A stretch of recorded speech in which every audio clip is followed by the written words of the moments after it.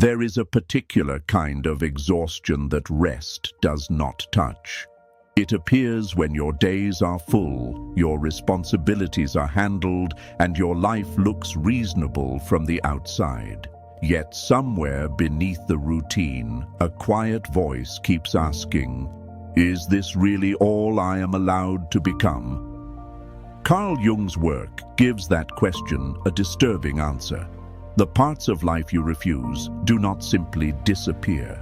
They return as envy, irritation, boredom, and the strange urge to criticize anyone who dares to live differently.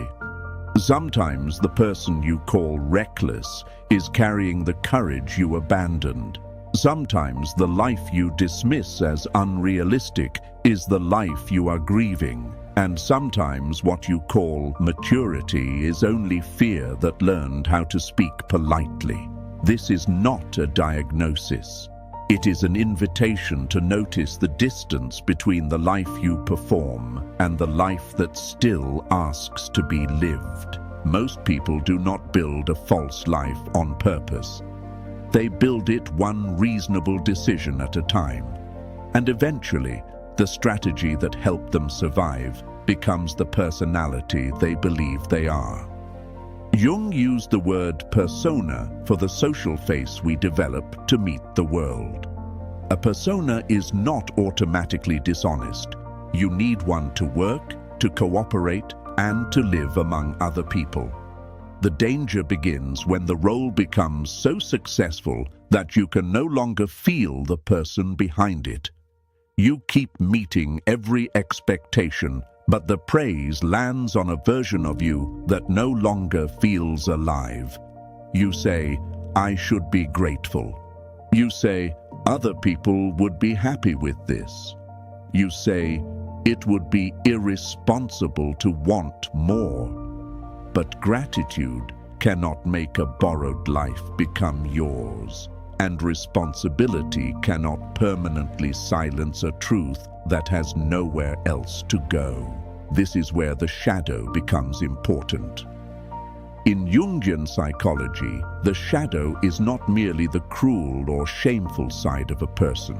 It also holds qualities that were rejected because they did not fit the identity that earned love, safety, or status.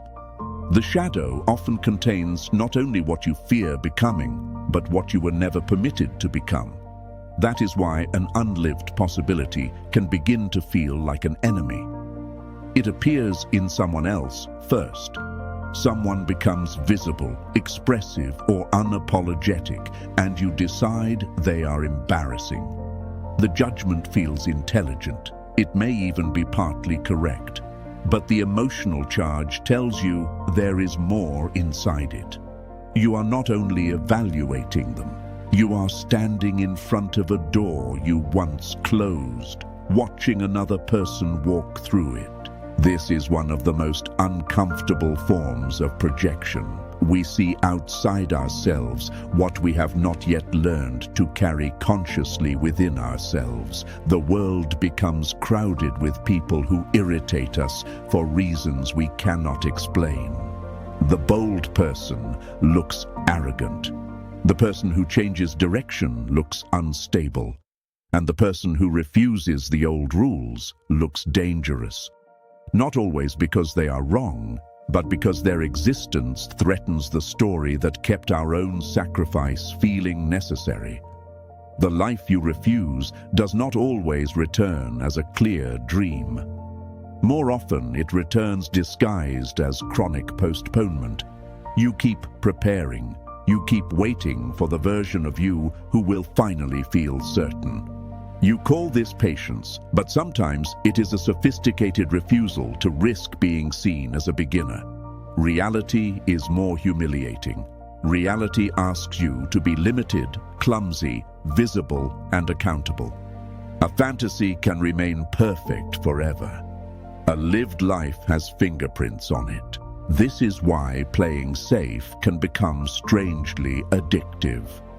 Safety protects you from failure, but it also protects the persona from revision. As long as you do not act, you can continue believing that a greater life was available to you. But if every season produces a new reason to remain unchanged, the prison is no longer only outside you. At some point, caution becomes an identity, and identity will defend itself even when it is making you miserable. The cost is not always dramatic. There may be no breakdown, no public collapse, and no single day when everything becomes obvious. The cost may be quieter. You become difficult to impress. You confuse emotional numbness with wisdom. You become very skilled at explaining why nothing would work. And slowly, the unlived life turns into a private courtroom where every courageous impulse is cross-examined until it disappears. This is the first major warning. Cynicism can feel like intelligence while functioning as grief in armor.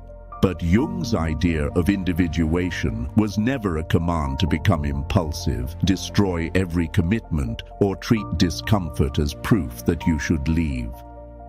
Individuation is not dramatic self-destruction. It is the gradual work of becoming less divided. It asks you to notice which parts of your life are chosen, which are inherited, and which are maintained only because changing them would disturb the people who benefit from your predictability. The goal is not to eliminate the persona. The goal is to stop mistaking the mask for the whole face. That difference matters. You do not need to burn down your life to begin living it. You may need to make one honest admission. I do not want this in the way I once wanted it. I am more angry than I have allowed myself to know. I envy this person because they are expressing something I keep hiding. I have been calling fear responsibility. An honest sentence does not solve your life. It does something more important first. It ends the internal argument about whether your experience is real. Then comes the smaller, harder question. What would change if you stopped organizing every decision around the protection of your current identity? Not what would look impressive. What would become slightly more honest? Maybe you would create something badly. Tell one person the truth, or stop asking permission from an audience that has never had to live with the cost of your silence. The unlived life is not asking for a performance. It is asking for contact. A real step creates information that fantasy cannot provide. It teaches you what the desire actually costs, what it actually gives, and whether it belongs to you once it is no longer imaginary. This is how the shadow becomes less frightening. Not through endless analysis, but through a relationship with reality. You try. You feel embarrassment. You survive being misunderstood. You lose the comfort of limitless potential and gain the dignity of a life with consequences. That is the trade. The life you refuse will not punish you like a supernatural force, but the psyche has ways of demanding balance. What is ignored may return through dreams, projections, repeated conflicts, compulsive comparisons, or a growing sense that you are absent from your own days. The point is not to treat every emotion as prophecy. The point is to stop treating every inconvenient emotion as noise. Some feelings are not commands, but they are information. They show you where the official story of your life no longer matches the inner experience of living it.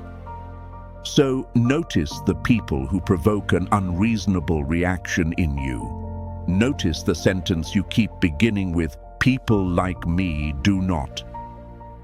There may be a rejected quality hidden beneath each one, a possibility, and a possibility becomes dangerous only when you are forbidden to examine it. The deepest tragedy is not that every dream goes unrealized.